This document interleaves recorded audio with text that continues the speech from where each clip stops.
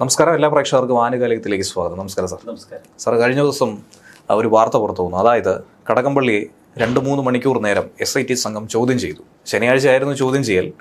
2 ദിവസം കഴിഞ്ഞതിന് ശേഷമാണ് ആ വാർത്ത പോലും പുറത്തു വരുന്നത്. തുടക്കം മുതൽ തന്നെ പറഞ്ഞൊരു വിഷയമാണ് ഇത്. പത്മകുമാറിൽ മാത്രം, വാസുവിലും പത്മകുമാറിലും മാത്രമല്ല, അതിന് മുകളിലേക്കും ഉന്നത തലങ്ങളിലേക്കും അന്വേഷണം കൊണ്ടുപോകണമെന്ന് പറഞ്ഞിരുന്നു. പക്ഷേ SITക്ക് എവിടെയോ ചില തരത്തിലുള്ള സമ്മർദ്ദങ്ങളുണ്ട് എന്നുള്ള ആക്ഷേപം VD സതീശൻ അടക്കം ഉയർത്തിയതുപോലെ തന്നെയാണ് എന്ന രീതിയിൽ കാര്യങ്ങൾ വന്നപ്പോൾ അവസാന ഘട്ടത്തിൽ കടകംപള്ളിയിലേക്കും അന്വേഷണം എത്തിയിരിക്കുന്നു, ചോദ്യം ചെയ്തിരിക്കുന്നു, വിവരങ്ങൾ ചോദിച്ചിരിക്കുന്നു. 40 ദിവസം പിന്നിട്ടിരിക്കുന്നു പത്മകുമാർ അകത്തായിട്ട്. എന്നിട്ട് ഈ 40 ദിവസം എടുത്തു SITക്ക് കടകംപള്ളിയിലേക്ക് എത്താൻ പോലും. എന്താണ് ഇപ്പോഴത്തെ സ്ഥിതി? കടകംപള്ളി സുരേന്ദ്രനെ ശനിയാഴ്ച SIT സംഘം ചോദ്യം ചെയ്തു എന്ന വിവരം മലയാളി വാർത്തയുടെ ഇതേ ആനുകാലിക ചർച്ചയിൽ നമ്മൾ ശനിയാഴ്ച തന്നെ അത് പറഞ്ഞിരുന്നതാണ്. കടകംപള്ളി ഒരു പക്ഷേ എന്നാണ് നമ്മൾ പറഞ്ഞത്, കാരണം നമുക്കത് അന്ന് ഉറപ്പിക്കാൻ കഴിയുമായിരുന്നില്ല. കടകംപള്ളിയെ ഇതിനകം തന്നെ SIT ചോദ്യം ചെയ്ത് കഴിഞ്ഞു. കോടതിയിൽ നൽകുന്ന റിപ്പോർട്ടിൽ അക്കാര്യം ഉണ്ടാകും. അതീവ രഹസ്യമായിട്ടാവും ആ ചോദ്യം ചെയ്യലെന്ന് നമ്മൾ അന്ന് ചർച്ച ചെയ്തു. പിന്നീട് തിങ്കളാഴ്ചയാണ് കടകംപള്ളി സുരേന്ദ്രനെ ചോദ്യം ചെയ്ത വിവരം മാധ്യമങ്ങൾക്ക് കിട്ടുന്നത്. കടകംപള്ളി സുരേന്ദ്രനെ ചോദ്യം ചെയ്യാൻ എടുത്ത ഈ ഒരു കാലതാമസം അത് തന്നെയാണ് മാർക്സിസ്റ്റ് പാർട്ടിയുടെ വെപ്രാളത്തിന് പിന്നിലും. ഈ പ്രത്യേക അന്വേഷണ സംഘത്തിന് മേൽ എത്ര സമ്മർദ്ദം ചെലുത്തിയാലും അന്വേഷണ സംഘത്തിന്റെ പരിമിതിയാണ് ഇത് ചൂണ്ടിക്കാട്ടുന്നത്. കടകംപള്ളിയെ പോലെ ഒരാൾ ഇപ്പോൾ ചോദ്യം ചെയ്യലിന്റെ മുൾമുനയിൽ നിൽക്കുന്നു. കടകംപള്ളിയുടെ മുന്നിൽ SIT നിരത്തിയത് 100 ചോദ്യങ്ങളാണ്. 100 ചോദ്യങ്ങൾ നിരത്താൻ ഒരു കാരണമുണ്ട്. കാരണം ഹൈക്കോടതിക്ക് മുൻപിൽ കൃത്യതയോടെ കടകംപള്ളിക്കെതിരായ ചില തെളിവുകൾ നിലനിൽക്കുന്നു എന്നതുകൊണ്ടാണ് ഈ ചോദ്യം ചെയ്യൽ. നേരത്തെ പത്മകുമാറിന്റെ മൊഴിയാണ് കടകംപള്ളിക്ക് നേരെ തിരിഞ്ഞു നിൽക്കുന്ന ഏറ്റവും വലിയ ആയുധം. പിന്നീട് ദേവസ്വം ബോർഡ് അംഗങ്ങൾ, ഇപ്പോൾ വിജയകുമാർ അറസ്റ്റിലായി, ശങ്കർദാസ് ഇനിയുള്ള മണിക്കൂറുകളിൽ അറസ്റ്റിലാവും. വിജയകുമാറും ദേവസ്വം ബോർഡ് ഇത്തരമൊരു തീരുമാനമെടുക്കുന്നത് പത്മകുമാറിന്റെ നിർദ്ദേശപ്രകാരം എന്ന് പറയുമ്പോൾ പത്മകുമാർ പറയുന്നു തനിക്കുള്ള നിർദ്ദേശം സർക്കാരിൽ നിന്നാണെന്ന്. സർക്കാർ എന്ന് ഉദ്ദേശിക്കുന്ന മന്ത്രി.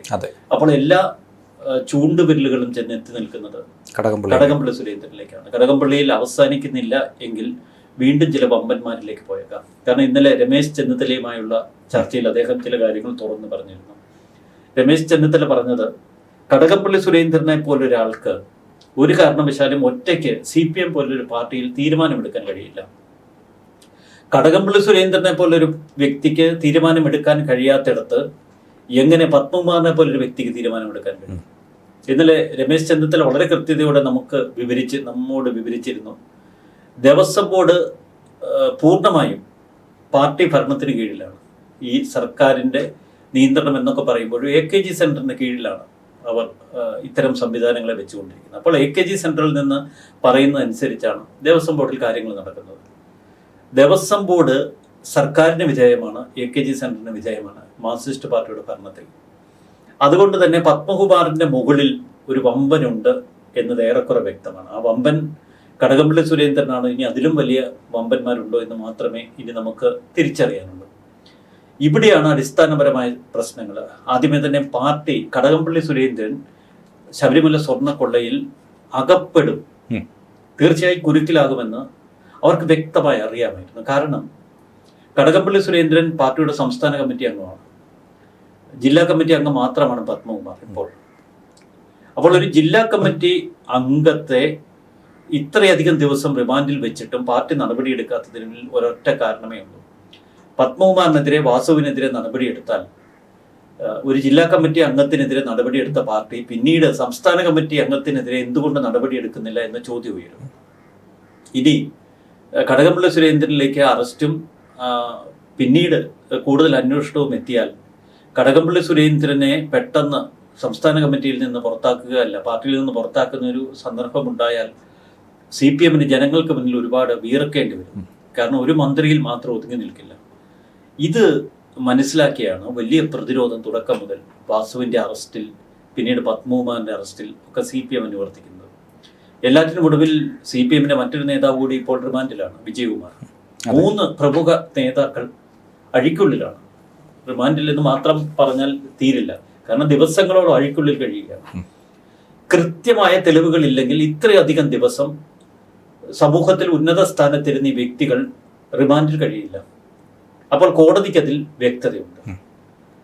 അന്വേഷണ സംഘം നീങ്ങുന്ന വഴികൾ പലതും നമ്മെ അസ്വസ്ഥമാക്കുന്നു. പ്രത്യേകിച്ച് ഈ അന്തർദേശീയ കള്ളക്കടത്ത് സംഘത്തിന്റെ ഇടപെടലുകൾ സംബന്ധിച്ച് അന്വേഷണം അട്ടിമറിക്കപ്പെടുന്നുണ്ടോ എന്ന് സംശയിക്കേണ്ടിയിരിക്കുന്നു. കാരണം ഡി മണിക്ക് പുറകെ വലിയ ആരോപണം ഉയർത്തിച്ചെന്ന അന്വേഷണ സംഘം പിന്നീട് ഡി മണിയെ സംഘത്തെ തിരുവനന്തപുരത്തേക്ക് വിളിപ്പിച്ചു വരുത്തി ഇന്നലെ ഒരു ദിവസം മുഴുവൻ ചോദ്യം ചെയ്തു. അന്വേഷണ സംഘത്തിന് കൃത്യതയോടെ കാര്യങ്ങൾ കണ്ടുപിടിക്കാൻ കഴിയുന്നില്ല എന്ന് പറയുന്നു. പിന്നെ എന്തിനാണ് ഡി മണിയെ ദിണ്ടിഗലിൽ വെച്ച് ഇത്ര മണിക്കൂറുകൾ നീണ്ട ചോദ്യം ചെയ്യലിന് വിധേയമാക്കി പിന്നീട് അയാളെ ഇങ്ങോട്ട് വിളിച്ചു വരുത്തിയത്? ഇപ്പോൾ പറയുന്നത് വീണ്ടും ഡി മണിയെ വിളിച്ചു വരുത്തണം. അപ്പോൾ മണിയുടെ കാര്യത്തിലടക്കം നമുക്ക് സംശയങ്ങൾ നിലനിൽക്കുന്നു. അപ്പോൾ സ്വാഭാവികമായും ഇവിടെ വമ്പന്മാരെ രക്ഷിക്കാനുള്ള നീക്കങ്ങൾ SIT തലത്തിൽ നടക്കും എന്നത് ഉറപ്പാണ്. എന്നാൽ കോടതിക്ക് മുൻപാകെ ഇപ്പോൾ റിപ്പോർട്ട് സമർപ്പിക്കാൻ നിർബന്ധിതരായ SIT കടകംപള്ളി സുരേന്ദ്രനെ പോലെ ഉള്ള വമ്പന്മാരെ ഒഴിവാക്കി ഈ റിപ്പോർട്ടുമായി ഹൈക്കോടതിക്ക് മുൻപാകെ ചെന്നാൽ ഈ കേസ് നേരെ CBIയുടെ കയ്യിലേക്ക് ഹൈക്കോടതി എടുക്കും. ആ ഭയം അത് പാർട്ടിയെ പിടികൂടി വല്ലാത്ത തലത്തിൽ അത് സർക്കാരിനെ ബാധിച്ചിരിക്കുന്നു. അതിനിടയിലാണ് അടുത്ത വമ്പൻ കൂടി ഇപ്പോൾ അറസ്റ്റിലാകുമെന്ന വാർത്ത നമ്മൾ കേൾക്കുന്നത്. VS പ്രശാന്ത് ചെയ്ത തെറ്റ് വളരെ കൃത്യതയോടെ നമുക്ക് വിവരിക്കാൻ കഴിയും. കാരണം പത്മകുമാറിന് സംഭവിച്ച അതേ പിഴവെന്ന് പറഞ്ഞുകൂടാ, അതേ ക്രൂരകൃത്യമാണ് പ്രശാന്ത് ചെയ്തിരിക്കുന്നത്. PS പ്രശാന്ത് പറയുന്നത് തൻ്റെ ഭരണകാലത്ത് വേണ്ടത്ര നടപടിക്രമങ്ങൾ ചട്ടം പാലിച്ചുകൊണ്ടാണ് ഈ സ്വർണ്ണപ്പാളികൾ പുറത്തേക്ക് കൊടുത്തുവിട്ടത്. പക്ഷെ സ്വർണ്ണപ്പാളികൾ പുറത്തേക്ക് കൊടുത്തുവിടാൻ പാടില്ല, അത് തന്നെ ചട്ടവിരുദ്ധമാണ്. അപ്പോൾ ചട്ടവിരുദ്ധമായ നടപടികൾ ഇതേ ഉണ്ണികൃഷ്ണൻ പോറ്റി വഴി തുടർന്ന PS പ്രശാന്ത് ഇപ്പോഴും അറസ്റ്റ് ചെയ്യപ്പെടാതെ നിൽക്കാൻ പാടില്ല. അപ്പോൾ PS പ്രശാന്തിലേക്ക് പോകുമ്പോൾ മറ്റൊരു അപകടമുണ്ട്. നമ്മൾ കടകംപള്ളി സുരേന്ദ്രനെ 2019-20 മന്ത്രി, ദേവസ്വം മന്ത്രി എന്ന നിലയ്ക്കാണ് കാണുന്നത്. PS പ്രശാന്ത് അറസ്റ്റിലാകുമ്പോൾ എന്തുകൊണ്ട് ഇപ്പോഴത്തെ ദേവസ്വം മന്ത്രിയിലേക്ക് നടപടിക്രമങ്ങൾ നീളുന്നില്ല എന്ന് ചോദ്യം വരും. അപ്പോൾ കടകംപള്ളി സുരേന്ദ്രനിൽ നിന്ന് വാസവനിലേക്ക് ഈ കേസ് വളരും. വാസവനിലേക്ക് മാത്രമല്ല, LDFിലേക്ക്, സർക്കാരിലേക്ക്, പൂർണ്ണമായി ഇപ്പോഴത്തെ എക്സിസ്റ്റിംഗ് സർക്കാരിലേക്ക് തന്നെ അന്വേഷണം എത്തും. ഈ ഭയം CPMനെ വല്ലാതെ ബാധിച്ചിരിക്കുന്നു. അതുകൊണ്ട് പാർട്ടി ഇപ്പോൾ ഒരു പാതാള കുഴിയിലാണ്. ഒന്നും മേലാത്തൊരു പരിവാണ്. അകത്തായവരെ രക്ഷിക്കാൻ കഴിയുന്നില്ല. ഈ അന്വേഷണം അട്ടിമറിക്കാൻ ഹൈക്കോടതി വലിയ വിലങ്ങുതടിയായി മുന്നിലുണ്ട്.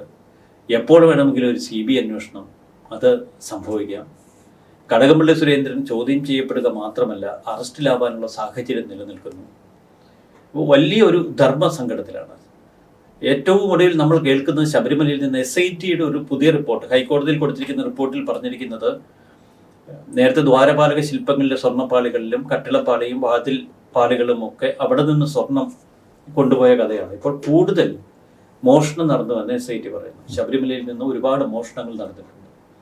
അതൊരുപക്ഷെ പഞ്ചലോഹ വിഗ്രഹത്തിന്റെ കാര്യത്തിലായിരിക്കില്ല, മറ്റ് അമൂല്യ വസ്തുക്കൾ നിരവധി അവിടെ നിന്ന് കൊള്ളയടിക്കപ്പെട്ടിട്ടുണ്ട് എന്ന് SIT പോലും അടിവരയിട്ട് പറയുന്നു. ചുരുക്കത്തിൽ ഈ കേസ് ഏറ്റവും നിർണായകമായ ഒരു തലത്തിലേക്ക് ഇപ്പോൾ കടന്നിരിക്കുന്നു.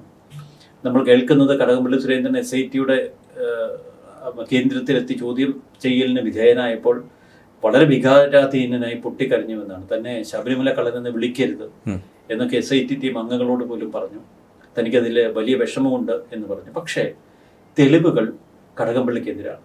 അതായത് ഒരു വകുപ്പ് മന്ത്രിയായിരിക്കുമ്പോൾ കടകംപള്ളി അറിയാതെ ഇത്തരത്തിലുള്ള നീക്കങ്ങൾ, കടകംപള്ളി പറയുന്നത് സർക്കാരിലേക്ക് ഇതൊന്നും തന്നെ എത്തിയിട്ടില്ല, വരുന്ന ഫയലുകൾ പരിശോധിക്കുക, വിടുക, ഇതിനപ്പുറത്തേക്ക് മറ്റ് ജോലികളില്ല, അതിനാണല്ലോ ദേവസ്വം ബോർഡ് പ്രസിഡന്റ് ഉള്ളതെന്നാണ് പറയുന്നത്. മറ്റ് രാഷ്ട്രീയ പാർട്ടികളാണെങ്കിൽ അത് സമ്മതിക്കാം. പ്രത്യേകിച്ചും CPMനെ പോലൊരു രാഷ്ട്രീയ പാർട്ടിക്ക് അത്തരത്തിൽ ഒരു പ്രത്യേകമായ അനുമതി ഒന്നും തന്നെ ലഭിക്കാതെ, ഈ പറഞ്ഞതുപോലെ AK സെന്ററിൽ നിന്നും കൃത്യമായ തിട്ടൂരം കിട്ടാതെ ഇങ്ങനെയൊരു നീക്കം നടത്താൻ പത്മകുമാറിന് മാത്രം ഓപ്പറേറ്റ് ചെയ്യാൻ ഒരിക്കലും സാധിക്കില്ലല്ലോ. അല്ല, ഈ കടകംപള്ളി സുരേന്ദ്രൻ തന്നെ കൊടുത്ത മൊഴിയിൽ കടകംപള്ളി സുരേന്ദ്രനുള്ള കുരുക്കുണ്ട്. അതെ, കാരണം കടകംപള്ളി പറഞ്ഞിരിക്കുന്നത് ഈ ഉണ്ണികൃഷ്ണൻ പോറ്റിയെ തനിക്ക് അറിയാം, ഒരു സ്പോൺസർ എന്ന നിലയിൽ, ഒരു ഭക്തൻ എന്ന നിലയിൽ. അപ്പോൾ ഒരു സ്പോൺസർ എന്ന നിലയിൽ തനിക്ക് ഉണ്ണികൃഷ്ണൻ പോറ്റിയെ അറിയാമായിരുന്നുവെന്ന് ഒരു വകുപ്പ് മന്ത്രി പറയുന്നു. 1. 2, ഇതേ ഉണ്ണികൃഷ്ണൻ പോറ്റി കഴക്കൂട്ട മണ്ഡലത്തിൽ സ്പോൺസറുടെ വേഷം കെട്ടി ചില വീടുകൾ പണിതു കൊടുത്തിട്ടുണ്ട്, ആൾക്കാരെ കൊണ്ടുവന്ന്. അപ്പോൾ അതും സ്ഥലം MLA മന്ത്രിയായിരുന്ന കടകംപള്ളി സുരേന്ദ്രനുമായുള്ള ഇടപെടലുകളുടെ ഭാഗമായിരുന്നു എന്നാണ് ഇപ്പോൾ പുറത്തു വരുന്ന റിപ്പോർട്ടുകൾ. അപ്പോൾ ഉണ്ണികൃഷ്ണൻ പോറ്റിയെ അറിയാം, ഉണ്ണികൃഷ്ണൻ പോറ്റിയുമായി അടുത്ത ബന്ധമുണ്ടായിരുന്നു. ഒരു വകുപ്പ് മന്ത്രിക്ക് ഇത്തരമൊരു തട്ടിപ്പുകാരനുമായി ഒരു ബന്ധം നിലനിർത്തേണ്ടതില്ല. ഉണ്ണികൃഷ്ണൻ പോറ്റിയുമായി ഏത് തലത്തിലുള്ള ബന്ധമായിരുന്നു എന്ന് ഇനി കടകംപള്ളി വിശദീകരിക്കേണ്ടി വരും. മറ്റൊന്ന്, പത്മകുമാർ മുമ്പ് ചില കാര്യങ്ങൾ തുറന്നു പറഞ്ഞിട്ടുണ്ട്. തനിക്ക് സർക്കാരിൽ നിന്ന് ഉണ്ണികൃഷ്ണൻ പോറ്റിയുടെ ഒരു അപേക്ഷ കിട്ടി എന്ന കാര്യം പത്മകുമാർ തന്നെ പറഞ്ഞതായി നമ്മൾ പത്രങ്ങളിലൂടെ വായിച്ചിരുന്നു. പിന്നീട് ഉണ്ണികൃഷ്ണൻ പോറ്റിയുമായി കടകംപള്ളിക്ക് ചില ബന്ധങ്ങൾ ഉണ്ടായിരുന്നു എന്ന് നിരവധി മാധ്യമ വാർത്തകൾ പുറത്തു വന്നിട്ടുണ്ട്. അപ്പോൾ കടകംപള്ളി സുരേന്ദ്രന് അത്ര നിഷ്കളങ്കമായ ബന്ധമായിരുന്നില്ല ഉണ്ണികൃഷ്ണൻ പോറ്റിയുമായിരുന്നത് എന്ന് കേരളത്തിലെ ഏത് കൊച്ചുകുട്ടിക്കും അറിയാം. അതിന് കച്ചവടത്തിന്റെ അല്ലെങ്കിൽ ഈ സ്വർണ്ണക്കള്ളക്കടത്തുമായി ബന്ധപ്പെട്ട എന്തെങ്കിലും ഇടപാടുകളുടെ എത്രത്തോളം വ്യാപ്തി ഉണ്ട് എന്നൊന്നും നമുക്കിപ്പോൾ പറയുക വയ്യ. കാരണം അന്വേഷണ പരിധിയിലാണ് കേസ്. ഈ ബന്ധത്തിന്റെ പേരിലല്ലേ പത്മകുമാർ ഇപ്പോൾ അകത്ത് കിടക്കുന്നത്. പത്മകുമാറിനെ സംബന്ധിച്ച് ദേവസ്വം ബോർഡ് പാസ്സാക്കിയ ഒരു മിനിറ്റ്സിൽ പത്മകുമാറിന്റെ ഒപ്പ് വീണിരിക്കുന്നു, അയാളുടെ കയ്യക്ഷരം പതിഞ്ഞിരിക്കുന്നു. മറ്റൊരു ഗുരുതരമായ ആരോപണം ഉണ്ണികൃഷ്ണൻ പോറ്റിയുമായി പത്മകുമാറിന്റെ വ്യക്തിബന്ധവും ഉണ്ണികൃഷ്ണൻ പോറ്റിക്ക് അനുവദിച്ച സ്വാതന്ത്ര്യവും ഇത്തരം കാര്യങ്ങളാണ്. അതേ സ്വാതന്ത്ര്യം ഉണ്ണികൃഷ്ണൻ പോറ്റിക്ക് കടകംപള്ളി സുരേന്ദ്രൻ പലപ്പോഴും അനുവദിച്ചിരുന്നു എന്നതിന്റെ റിപ്പോർട്ടുകൾ ഇപ്പോൾ അന്വേഷണ സംഘത്തിന് മുന്നിലുണ്ട്. ഇപ്പോൾ ചുരുക്കത്തിൽ പത്മകുമാറിനെതിരെ ഏതൊക്കെ ആരോപണങ്ങൾ ഉയർത്തിയോ അതൊക്കെ ഇപ്പോൾ കടകംപള്ളി സുരേന്ദ്രനും കടകംപള്ളിക്ക് നേരെ തിരിഞ്ഞിരിക്കുന്നു. എന്നിട്ടും പത്മകുമാർ അകത്ത് കിടക്കുന്നു, കടകംപള്ളി പുറത്തു നിൽക്കുന്നു. അതാണ് ഒരു വിചിത്രമായ കാഴ്ച. ഈ പത്മകുമാർ പറഞ്ഞ പോലെ ദൈവതുല്യരായവർ എന്നുദ്ദേശിച്ചത് അത് കടകംപള്ളിയല്ല, അതിന് മുകളിലേക്കുള്ള ഉന്നതത്തിലേക്കാണ് എത്തുന്നത് എന്ന രീതിയിലുള്ള വ്യാഖ്യാനങ്ങളൊക്കെ വരുന്നുണ്ട്. ഇന്നലെ പത്മകുമാറിനെ പുറത്തേക്ക് കൊണ്ടുവന്നപ്പോൾ മാധ്യമപ്രവർത്തകർ ദൈവതുല്യൻ കടകംപള്ളിയാണോ എന്ന് ചോദിച്ചപ്പോൾ വളരെ ശക്തമായ മറുപടി. അതെ അതെ അതെ, വേട്ടനായ്ക്കളല്ല. അപ്പൊ വേട്ടനായ്ക്കൾ ആരാണ്? കടകംപള്ളി സുരേന്ദ്രൻ ഉൾപ്പെടെയുള്ളവരെയാണോ പത്മകുമാർ ഉദ്ദേശിക്കുന്നത്? വേട്ടനായ്ക്കൾ മാത്രമല്ല, മറ്റൊരു പ്രയോഗം കൂടി നടത്തിയിരുന്നു, ശവന്തീനികൾ. അതെ, ശവന്തീനികൾ എന്ന് പത്മകുമാർ ആരെയാണ് വിശേഷിപ്പിച്ചത്? അപ്പോൾ നമ്മൾ കരുതുന്നതിലും അപ്പുറം വലിയ ശവന്തീനികൾ ഇതിനകത്തുണ്ട്. അപ്പോൾ ആ ശവന്തീനികളിലേക്ക് എത്താൻ അന്വേഷണത്തിന് കഴിയുമോ? മാധ്യമപ്രവർത്തകർ ഈ പത്മകുമാറിനോട് ചോദിക്കുന്നുണ്ട്. എല്ലാ കുറ്റവും പത്മകുമാറിന്റെ തലയ്ക്ക് മുകളിൽ വെച്ച് പത്മകുമാറിനെ ബലിയാടാക്കാനാണോ ശ്രമിക്കുന്നത് എന്ന്. അപ്പോൾ പത്മകുമാറിന്റെ ഒരു മറുപടി ഉണ്ട്, അയ്യപ്പൻ കാക്കുമെന്ന്. അപ്പോൾ തന്നെ ബലിയാടാക്കാതിരിക്കാൻ അയ്യപ്പൻ കാക്കുമെന്ന് പത്മകുമാർ പറയുമ്പോൾ തനിക്കപ്പുറമുള്ള ഭീകരന്മാരെ, തനിക്കപ്പുറമുള്ള വമ്പന്മാരെ അയ്യപ്പൻ തൂക്കുമെന്നാണ് പത്മകുമാർ ഉദ്ദേശിച്ചത്. അപ്പൊ അതിലേക്കാണ് കാര്യങ്ങൾ വളരുന്നത്. ഈ ഓരോ വെളിപ്പെടുത്തലുകളും ഓരോ തെളിവുകളും ഓരോ ചോദ്യം ചെയ്യലുകളും എത്തി നിൽക്കുന്ന തലം അതാണ്. അയ്യപ്പൻ കൃത്യമായി ഇടപെടുമെന്ന് തന്നെ ആ വിശ്വാസത്തിലാണ് ഇപ്പോൾ കൊള്ളക്കാർ നിൽക്കുന്നത്. കൊള്ളക്കാരുടെ വിശ്വാസം മറ്റൊരു തലത്തിലാണ്. ഞാൻ മാത്രം എന്തിന്, എല്ലാവരും ഉണ്ടല്ലോ, ഞാൻ മാത്രം എന്തിന് ഇതൊക്കെ സഹിക്കുന്നു, എന്റെ ജീവിതം മാത്രം എന്തിനിങ്ങനെ എറിഞ്ഞുടക്കപ്പെടുന്നു, ഈ ഒരു ചോദ്യം. പ്രത്യേകിച്ച് ഇവരൊക്കെ ഈ സമൂഹത്തിലെ ഏറ്റവും ഉയർന്ന സ്ഥാനത്തിരുന്നവരാണ്. ദേവസ്വം ബോർഡിന് മറ്റു ചില പ്രത്യേകതകളുണ്ട്. ഒന്ന്, സാധാരണ ഒരു കോർപ്പറേഷൻ ബോർഡിന്റെ തലപ്പത്തിരിക്കുന്ന പോലെയല്ല. ഇത് നമ്മുടെ വിശ്വാസവുമായി ബന്ധപ്പെട്ട്, സംസ്കാരവുമായി ബന്ധപ്പെട്ട്, പവിത്രതയുമായി ബന്ധപ്പെട്ട് ഒരു വലിയ ശ്രീകോവിലാണ്. അതിന് ജാതീയമായ അതിർവരമ്പുകളില്ല, ഭാഷാഭേദങ്ങളില്ല. ഇപ്പോൾ കന്നഡ അല്ലെങ്കിൽ തമിഴ്നാട്, തെലുങ്ക് എല്ലാ പ്രദേശങ്ങളിൽ നിന്നും ശബരിമലയിലേക്ക് വരുന്നു. അപ്പോൾ ശബരിമല ഉൾപ്പെടുന്ന ദേവസ്വത്തിന്റെ ചുമതലയുള്ള ദേവസ്വം ബോർഡ് പ്രസിഡന്റിനെ എപ്പോഴും മറ്റ് സ്റ്റേറ്റുകളിലെ ചീഫ് മിനിസ്റ്റർമാര്, ചീഫ് സെക്രട്ടറിമാർ ഇവരൊക്കെ ബന്ധപ്പെടും. കാരണം ശബരിമലയിലേക്ക് ഒന്ന് തൊഴാൻ വരുമ്പോൾ അവർക്ക് വേണ്ട അത്യാവശ്യം ഒരു ഗസ്റ്റ് ഹൗസ്, മറ്റു സൗകര്യങ്ങളൊക്കെ കിട്ടണം. അപ്പോൾ വലിയ ഒരു സ്വാധീനത്തിന് ഉടമകളാണ് ഇവരൊക്കെ. അങ്ങനെ സമൂഹത്തെ വലിയ സ്ഥാനത്തിരുന്ന് വലിയ സ്വാധീനത്തിന് ഉടമകളായി നിന്ന് അവരുടേതായ ഒരു വലിയ സാമ്രാജ്യം കെട്ടിപ്പടുത്ത് പത്മകുമാർ എന്നൊക്കെ പറയുന്നത് ഈ പത്തനംതിട്ട ജില്ലയിലെ ഏറ്റവും പ്രഗത്ഭനായ ഒരു നേതാവാണ്. സഖാവ് എന്നാണ് അങ്ങനെ വിളിക്കുള്ളൂ. പപ്പേട്ടനെ അത്ര കാര്യമാണ്. കാര്യം മറ്റൊരു തലത്തിൽ, കാരണം ഭയം കൊണ്ടുണ്ടാകുന്ന ഒരു അധികാരത്തിന്റെ അടയാളമായി നിൽക്കുമ്പോൾ ഭയം ജനിപ്പിക്കുന്ന ഒരു വിധേയത്വമുണ്ട്. ആ വിധേയത്വം ഈ പാർട്ടി അണികളിൽ ശക്തമാണ്. അതുകൊണ്ട് തന്നെ സഖാവ് പപ്പേട്ടൻ എന്ന് അവർ പേടിയോടെ വിളിക്കും. അങ്ങനെ എല്ലാവരെയും അടക്കി ഭരിച്ചു നിന്നിരുന്ന പപ്പേട്ടൻ, ഈ പപ്പേട്ടൻ്റെ ഒക്കെ എത്രയോ ഉയരത്തിൽ തലയ്ക്ക് മുകളിൽ നിൽക്കുന്നവരാണ് ഇപ്പോൾ വീഴുന്നത്. അപ്പോൾ തനിക്ക് രക്ഷയില്ല, തനിക്ക് മുകളിലുള്ളവർക്ക് രക്ഷയില്ല. പക്ഷെ പാർട്ടി വളരെ കരുതലോടെ ചില കരുക്കൾ നീക്കിയിരുന്നു. അതുകൊണ്ടാണ് ദേവസ്വം ബോർഡ് അംഗങ്ങളായിരുന്ന ശങ്കർദാസും വിജയകുമാറും എല്ലാ കുറ്റവും പത്മകുമാറിന്റെ തലയിൽ വയ്ക്കാൻ നോക്കുന്നത്. ദേവസ്വം ബോർഡിന്റെ കൂട്ടുത്തരവാദിത്വത്തിലേക്ക് വരുമ്പോൾ അവിടെ ദേവസ്വം വകുപ്പ് കൂടി പിന്നീട് വരും, വകുപ്പ് മന്ത്രി കൂടി വരും. വകുപ്പ് മന്ത്രി ഇതിൻ്റെ അകത്ത് പെട്ടാൽ സ്വാഭാവികമായും AKG സെന്ററിന്റെ ഇടപെടലുകൾ പരിശോധിക്കപ്പെടും. അതിൽ ഇനി കേരളം ഭയപ്പെടുന്നത് പോലെ ഒരു മുഖ്യമന്ത്രിയുടെ ഓഫീസ് പോലും ബന്ധപ്പെട്ടിട്ടുണ്ടോ എന്ന് നമുക്കറിയില്ല. അപ്പോൾ ഇതിന്റെ ഒരു തലം മാറും, അത് കൂടുതൽ ഭയാനകമാകും. ഇപ്പോൾ നിലവിൽ പറയുകയാണെങ്കിൽ SIT സംബന്ധിച്ച് കഴിഞ്ഞ ദിവസം ഒരു നിർണായകമായ നീക്കം ഉണ്ടായി. SIT സംഘത്തിലേക്ക് 2 പുതിയ CIമാരെ കൂടി നിയമിക്കുന്ന രീതിയിലേക്ക് ഹൈക്കോടതി അനുമതി നൽകിയിരിക്കുകയാണ്. മറുഭാഗത്ത് ജനുവരി 5-ാം തീയതി ആകുമ്പോഴേക്കും കോടതി വീണ്ടും ഈ കേസ് പരിഗണനയ്ക്കെടുക്കും. ആ ഘട്ടത്തിൽ സമയപരിധി അവസാനിക്കാനിരിക്കുമ്പോൾ SIT ഇനി എന്തായിരിക്കും ചെയ്യുക, ഏത് നിഗമനത്തിലേക്കായിരിക്കും എത്തുക? കേവലം 5 ദിവസം മാത്രമാണ് ഇനി ബാക്കി നിൽക്കുന്നത്. ഈ ഘട്ടത്തിൽ CIമാരെ അപ്പോയിന്റ് ചെയ്തതിൽ ഇന്നൊരു വിമർശനവുമായി കോൺഗ്രസ് തന്നെ രംഗത്ത് വരുന്നുണ്ട്. അതായത് ഈ CIമാർക്ക് CPM-ഉമായിട്ട് ബന്ധമുണ്ടെന്നാണ് പറയുന്നത്. അങ്ങനെ വരുമ്പോൾ ഈ കേസിനെ വീണ്ടും അട്ടിമറിക്കുന്ന രീതിയിലേക്ക്, വലിച്ചു നീട്ടുന്ന രീതിയിലേക്ക് കാര്യങ്ങൾ കൊണ്ടുപോകുമെന്നാണ് പറയുന്നത്. ഈ കേസ് അന്വേഷണത്തിന്റെ പ്രത്യേകത നമുക്കറിയാം. ശശിധരന് അവരൊക്കെ വളരെ സത്യസന്ധ, ബിനോയ് DYSP-മാരായ 2 പേരാണ്. അവരൊക്കെ വളരെ സത്യസന്ധരായ ഉദ്യോഗസ്ഥരെന്ന് ഹൈക്കോടതിക്ക് ബോധ്യമുള്ളവരാണ്. അങ്ങനെയുള്ള ടീമിനെയാണ് വെച്ചിരിക്കുന്നത്. പക്ഷേ ഈ കേസ് എപ്പോഴും ഒരു പ്രത്യേക അന്വേഷണ സംഘത്തെ നിയോഗിക്കുമ്പോൾ, അതിന്റെ കേസ് അന്വേഷണം മുന്നോട്ട് പോകുമ്പോൾ തെളിവുകൾ ശേഖരിക്കുന്നതും പ്രാഥമിക പരിശോധനകൾ നടത്തുന്നതും CI ലെവലുള്ള ഉദ്യോഗസ്ഥരാണ്. അപ്പോൾ CI ലെവലുള്ള ഉദ്യോഗസ്ഥർ എഴുതി കൊടുക്കുന്ന വസ്തുതകൾ വസ്തുതാപരമായി പരിശോധിച്ച് ഈ അന്വേഷണ സംഘം മുകൾ ഭാഗത്തുള്ള പോലീസ് ഉദ്യോഗസ്ഥർ ഈ കേസ് അന്വേഷണം കൊണ്ടുപോവുകയാണ് പതിവ്. അപ്പോൾ CI തലത്തിലുള്ളവരാണ് ഇതിന്റെ ക്രൂഷ്യൽ പാർട്ട്. അപ്പൊ നിലവിലുള്ള CIമാർ ഒരു പക്ഷേ ചില സമ്മർദ്ദങ്ങൾക്ക് വഴങ്ങാതെ വന്നതോടെ കൂടുതൽ CIമാരെ ഉൾപ്പെടുത്തി അത്തരം എന്തെങ്കിലും ഘടകങ്ങൾ കൂടി ഈ അന്വേഷണത്തിലേക്ക് കടത്തിക്കൊണ്ടുവരാനുള്ള പദ്ധതി ഉണ്ടോ എന്ന് നമുക്കറിയില്ല. 1.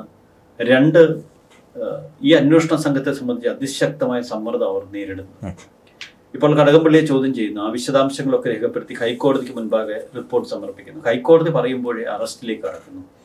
അപ്പോൾ ഒന്നും തങ്ങളുടെ തലയിലേക്ക് നേരിട്ടെടുത്ത് വെക്കാതെ എല്ലാം ഹൈക്കോടതിയുടെ ഉത്തരവാദിത്വത്തിന് വിട്ടിട്ട് ഈ നടപ്പിലാക്കുന്ന ഒരു ശൈലിയാണ്. ഇപ്പൊ ശങ്കർദാസിനെയും വിജയകുമാറിനെ അറസ്റ്റ് ചെയ്യാൻ ഹൈക്കോടതി പറഞ്ഞു. പക്ഷെ വിജയകുമാറിനെ മാത്രമേ ചെയ്തുള്ളൂ, ശങ്കർദാസിനെ അറസ്റ്റ് ചെയ്തിട്ടില്ല. അതിനെതിരെയും ഒരുപാട് വിമർശനങ്ങൾ വരുന്നുണ്ട്.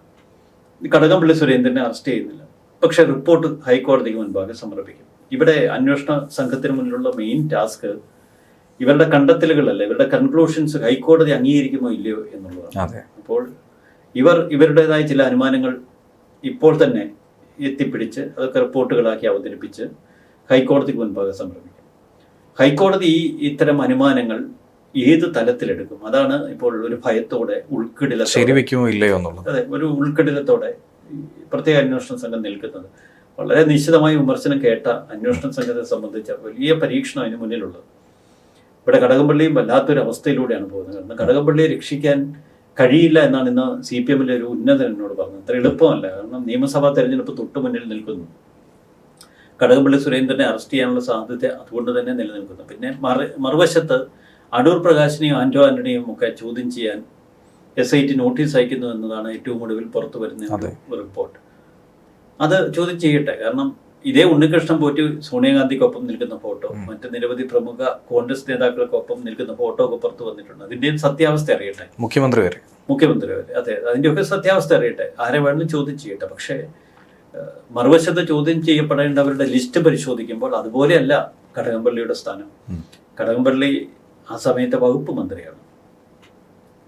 അതുകൊണ്ട് തന്നെ എന്തായിരുന്നാലും കടകംപള്ളിയിലേക്ക് അന്വേഷണം പോകുന്നതിനെ CPM വലിയ തോതിൽ തന്നെ ഭയപ്പെടുന്നുണ്ടല്ലോ. ഈ പറഞ്ഞ തിരഞ്ഞെടുപ്പും ഒക്കെ തന്നെ മുന്നിൽ കണ്ടു നിൽക്കുന്ന ഒരു സാഹചര്യമാണ്. അപ്പോൾ ഇനിയും വാസുവിനെതിരെയും പത്മകുമാറിനെതിരെയും നടപടിയെടുക്കാതെ ഭയപ്പെടുന്ന CPM കടകംപള്ളി ഒരു പക്ഷേ അറസ്റ്റിലേക്കോ മറ്റു നടപടികളിലേക്കോ SIT കടന്നു കഴിഞ്ഞാൽ ഹൈക്കോടതി ശക്തമായി പറയുകയാണ്, എന്തുകൊണ്ട് ഇത്രയും തെളിവുണ്ടായിട്ട് നിങ്ങൾ അറസ്റ്റ് ചെയ്തില്ല? പത്മകുമാറിൻ്റെ, അതായത് ഈ പറഞ്ഞതുപോലെ വിജയകുമാറിന്റെ കാര്യം ചോദിച്ചതുപോലെ തന്നെ ഇത്തരമൊരു ചോദ്യം കടകംപള്ളിയിലേക്ക് ഉയർന്നു കഴിഞ്ഞാൽ എത്ര കാലം ഇങ്ങനെ സംരക്ഷിച്ചു പിടിക്കാനായി സാധിക്കും CPM-ൽ? CPM-ൽ ഇപ്പോൾ ഒരു 2 തലത്തിലുള്ള വാദം മുറുകുന്നുണ്ട്. ശനിയാഴ്ച കടകംപള്ളി സുരേന്ദ്രൻ SIT-യുടെ മുന്നിലേക്ക് ചോദ്യം ചെയ്യലിന് പുറപ്പെടുന്നത് സംസ്ഥാന കമ്മിറ്റിക്ക് ശേഷമാണ്. സംസ്ഥാന കമ്മിറ്റിയിലെത്തിയ കടകംപള്ളി അന്ന് ചില നേതാക്കളെ ഒറ്റയ്ക്ക് വിളിച്ചു മാറ്റി സംസാരിക്കുകയും ഞാൻ എന്താണ് ഇതിൽ ചെയ്യേണ്ടതെന്ന് ചോദിക്കുകയൊക്കെ ചെയ്തു. അപ്പോൾ ഭൂരിപക്ഷം പേര് കടകംപള്ളിയെ കൈയൊഴിയുകയാണ് ചെയ്തു. ഇതേക്കുറിച്ച് പിണറായി വിജയൻ്റെ ചില അടുത്ത സുഹൃത്ത്, നേതൃനിരയിലുള്ള ചില പിണറായി വിജയൻ അടുപ്പക്കാരുമായി അന്ന് സംസാരിക്കുകയും ചെയ്തുവെന്ന് വാർത്തകൾ ഇപ്പോൾ വരുന്നു. അവരോട് പിണറായി വിജയൻ പറഞ്ഞത് കടകംപള്ളിയെ രക്ഷിക്കാൻ അത്ര എളുപ്പമല്ലെന്നാണ്. ഇപ്പോൾ CPM-നുള്ളിൽ ഇനി കടകംപള്ളിയെ രക്ഷിക്കാൻ കഴിയില്ല എന്നൊരു പൊതുബോധം ഇതിനകം തന്നെ വന്നിട്ടുണ്ട്. ഇതൊക്കെ തന്നെയാണ് അയ്യപ്പൻ്റെ ഇടപെടലുകളുടെ ഒരു ആത്യന്തിക ഭാവം. CPM ഏറ്റവും വലിയ പരീക്ഷണ ഘട്ടത്തിലേക്ക് കടന്നിരിക്കുന്നു. ജനങ്ങൾക്ക് മുന്നിൽ ഇതൊക്കെ എങ്ങനെ വിശദീകരിക്കും? ശബരിമല സ്വർണ്ണക്കൊള്ളയിൽ ഓരോ ദിവസവും പുറത്തു വരുന്ന ഈ വാർത്തകളും ചോദ്യം ചെയ്യലുകളും ഒക്കെ ജനങ്ങളെ വലിയ തോതിൽ സ്വാധീനിക്കുന്നുണ്ട്. ന്യൂനപക്ഷങ്ങളെ വിട്ട് ഭൂരിപക്ഷ ഹൈന്ദവ സമുദായത്തിൻ്റെ പിന്തുണ ആർജിക്കാൻ ശ്രമിച്ച CPM ഇപ്പോൾ ഹൈന്ദവ സമുദായത്തിൻ്റെ കൂടി പിന്തുണ നഷ്ടപ്പെടുന്ന കാഴ്ചയാണ്. അപ്പോൾ പാർട്ടി വല്ലാത്തൊരു ദുർഘട ഘട്ടത്തിലാണ്. അതുകൊണ്ട് തന്നെ ആയിരിക്കുമല്ലോ ഒരു ഗ്രഹസമ്പർക്ക പരിപാടിയൊക്കെ തന്നെ ആസൂത്രണം ചെയ്ത് പൊളിഞ്ഞു ഇനി മുന്നോട്ട് പോകാം എന്നുള്ളൊരു തീരുമാനത്തിലേക്ക് തന്നെ കിടക്കേണ്ടി. സമ്പർക്ക പരിപാടി ആദ്യഘട്ടത്തിൽ പ്ലാൻ ചെയ്തിരുന്നു തദ്ദേശ ഭരണ തെരഞ്ഞെടുപ്പിന് മുൻപ്. ഇന്ന് കുറെ സഖാക്കളൊക്കെ വീടുകൾ കയറാൻ നോക്കി നടന്നില്ല, കാരണം ജനങ്ങൾ ഓടിക്കാൻ തുടങ്ങി. ഇപ്പോൾ അതിനേക്കാളൊക്കെ ഭയാനകമായ തലത്തിൽ എത്തി നിൽക്കുന്നു. അപ്പോൾ എന്തായിരിക്കും ഇനി മുന്നോട്ടുള്ള അന്വേഷണം എന്നുള്ളത് നമുക്ക് കാത്തിരുന്ന് തന്നെ കാണാം. എന്തായിരുന്നാലും ഈ അവധി കഴിഞ്ഞതിന് ശേഷം കോടതി ശക്തമായി തന്നെ ഇതിന് നടപടി സ്വീകരിക്കാനുള്ളൊരു സാധ്യത ഒരു ഭാഗത്ത് നിൽക്കുന്നുണ്ട്. ജാമ്യ ഹർജിയുമായി പത്മകുമാർ അടക്കം രംഗത്ത് വരുന്നൊരു കാഴ്ചയും കാണാം. ഇനി എന്തായിരിക്കും SIT അവസാന നിമിഷം ചെയ്യാൻ പോകുന്നത് എന്നുള്ളതാണ് അറിയേണ്ടത്. അല്ല, ഹൈക്കോടതിക്ക് മുൻപാകെ റിപ്പോർട്ട് സമർപ്പിക്കാൻ എല്ലാം സജ്ജമാക്കി വെച്ചിരിക്കുന്നു SIT. ഹൈക്കോടതി ആ റിപ്പോർട്ട് അംഗീകരിക്കുമോ ഇല്ലയോ? ആ റിപ്പോർട്ട് പൂർണ്ണമായി അംഗീകരിച്ചില്ല എങ്കിൽ പോലും അതൊരു വലിയ പരാജയമായിരിക്കും പ്രത്യേക അന്വേഷണ സംഘത്തിന്. മറുവശത്ത് സർക്കാരിനെ സംബന്ധിച്ച് വലിയൊരു പരീക്ഷണവുമായിരിക്കും. ഇപ്പോൾ ഹൈക്കോടതിക്ക് മുൻപാകെ പ്രത്യേക അന്വേഷണ സംഘം കൈമാറുന്ന റിപ്പോർട്ട് അത് അപൂർണമാണെങ്കിൽ CBI വരും. CBI വന്നാൽ ഇനി കടകംപള്ളിക്കൊന്നും രക്ഷയില്ല. കടകംപള്ളി എന്നുള്ളതല്ല, ഏത് തലത്തിലേക്ക് ആ കേസ് വളരുമെന്ന് പറയുക വയ്യ. ഇതാണ് അതിൻ്റെ ഒരു ഏകദേശ രൂപം ഇപ്പോഴത്തെ. ശരി, അപ്പോൾ കാത്തിരുന്ന് തന്നെ കാണാം. തീർച്ചയായിട്ടും. നമസ്കാരം.